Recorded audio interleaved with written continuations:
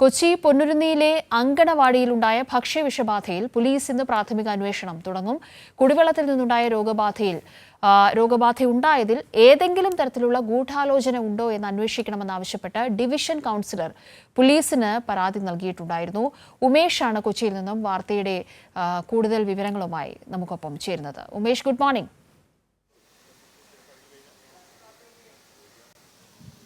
Good morning.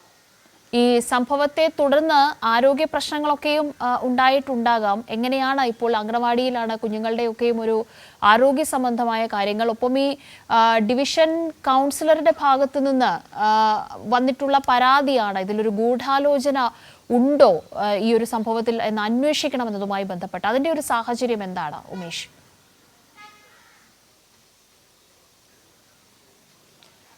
Kavya, കുട്ടികളെ സംബന്ധിച്ച് കുഴപ്പങ്ങളൊന്നും തന്നെയില്ല. അത് വ്യാഴാഴ്ചയാണ്, 2 ദിവസം മുമ്പാണ് ഈ സംഭവം ഉണ്ടായത്. വ്യാഴാഴ്ച രാത്രിയാണ് അങ്കണവാടിയിലെ കുട്ടികൾക്ക് 12 പേർക്ക് രോഗബാധയുണ്ടായത്. വയറിളക്കവും ഛർദിയും അനുഭവപ്പെടുകയായിരുന്നു. ഇവരോടൻ തന്നെ ആശുപത്രിയിലേക്ക് കൊണ്ടുപോവുകയും പ്രാഥമിക ചികിത്സയ്ക്ക് ശേഷം ആരോഗ്യനില തൃപ്തികരമാണെന്ന് കണ്ടതിനെ തുടർന്ന് ഡിസ്ചാർജ് ചെയ്യുകയും ചെയ്തു. മറ്റ് യാതൊരു പ്രശ്നങ്ങളൊന്നും തന്നെയില്ല.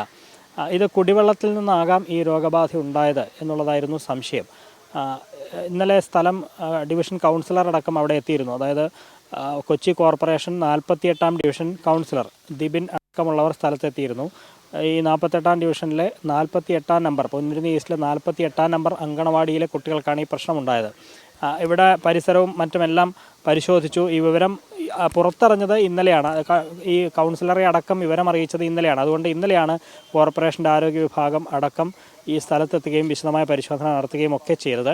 ഒരു സംശയമുണ്ടായത് ഈ അങ്കണവാടിയിലെ കുട്ടികൾക്ക് വേണ്ടി ഭക്ഷണം ഉണ്ടാക്കാനും അവർക്ക് കുടിവെള്ളത്തിനായും ഒക്കെ ഉപയോഗിക്കുന്ന തൊട്ടടുത്തുള്ള ടാങ്കിൽ നിന്നുള്ള വെള്ളം എടുത്താണ് ഉപയോഗിക്കുന്നത്. ആ വെള്ളത്തിൽ നിന്നാണോ ഈ രോഗബാധ ഉണ്ടായത് എന്നുള്ളതാണ് സംശയം.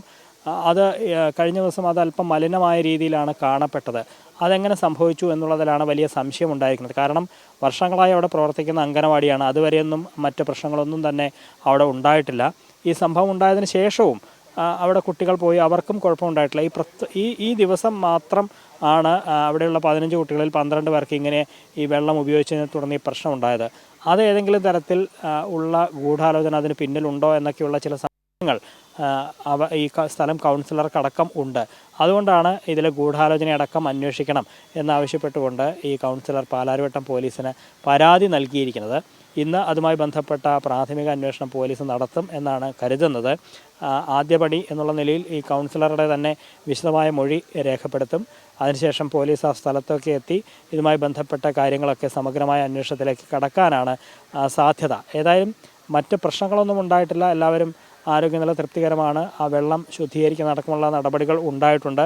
ആ പ്രശ്നമുണ്ടായി എന്ന് പറയുന്ന ദിവസത്തെ അവിടെ കെട്ടിക്കിടന്നിരുന്ന ആ വെള്ളം, ആ ടാങ്കിൽ ബാക്കിയുണ്ടായിരുന്ന വെള്ളത്തിൻ്റെ സാമ്പിൾ അടക്കം ഇന്നലെ തന്നെ കോർപ്പറേഷൻ ആരോഗ്യ വിഭാഗം ശേഖരിച്ച് പരിശോധനയ്ക്ക് അയച്ചിട്ടുണ്ട്. വെള്ളം ശുദ്ധീകരിച്ചിട്ടുണ്ട്. മറ്റ് തടസ്സങ്ങളൊന്നും തന്നെയില്ല. കുട്ടികളെല്ലാവരും സുരക്ഷിതരാണ്. പക്ഷേ ഇതിന് പിന്നിൽ എന്തെങ്കിലും ഗൂഢാലോചനയുണ്ടോ എന്ന് അന്വേഷിക്കണം എന്ന് തന്നെയാണ് കൗൺസിലറുടെ നിലപാട്. അതിനുവേണ്ടിയാണ് ഇന്നലെ പരാതി നൽകിയത്.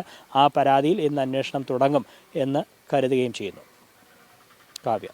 ശരി ഉമേഷ്.